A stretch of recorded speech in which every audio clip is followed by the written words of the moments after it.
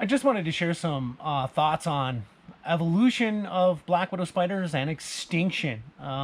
This area of Montana, in my particular region where I live, about 66 million years ago during the Cretaceous was an ocean shoreline.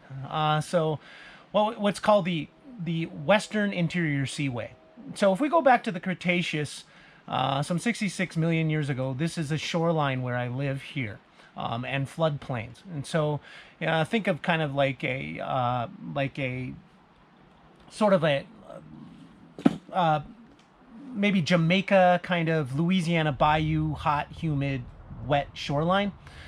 And so all up and down it, we had duck-billed dinosaurs, T-Rex, blah, blah, blah. But along with that, we had spiders, of course. And probably some of them the ancestors of Latrodectus. That have evolved, gone extinct over time. Now, the western black widow, Latrodictus hesperus, that we have here now, also does very well in a coastline region.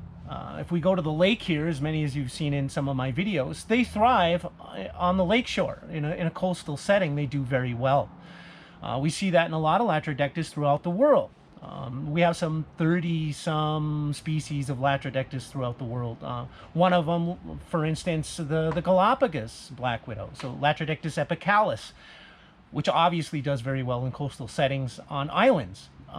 If we go all the way around the world, we get to New Zealand, and we have Latrodectus katipo, which is going extinct as we speak.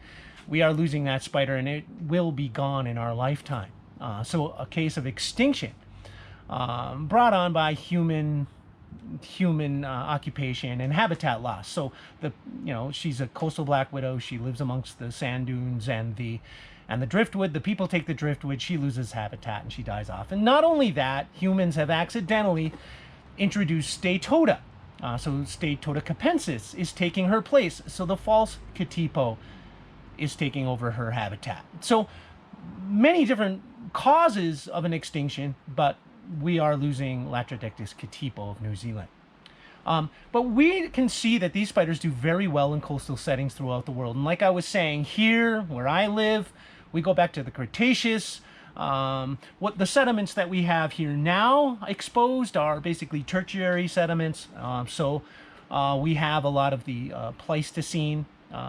We have if we go over the other side of the Rockies, in Montana, we have the Keshenin Formation, which is Eocene, which has riddled with insect and spider fossils.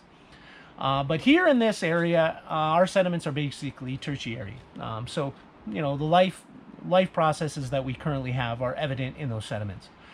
Though there are many extinct fossils in them as well, of the Ice Age. But if we go back to the coastline that this used to be during the Cretaceous, so the entire Mesozoic, so the Triassic, the Jurassic, and the Cretaceous, this was ocean shoreline, and the spiders here thrived, many of which were the ancestors of our modern Latrodectus. I just find it so fascinating and interesting. I wanted to mention that and putzing around here, and I just had these thoughts, and I thought I'd share them, and maybe a topic for discussion. So leave a comment. Any of you in the spider groups might be interested in this. Leave a comment, or maybe your thoughts on these subjects of extinction as it pertains to Latrodectus and other spiders. I'd appreciate it.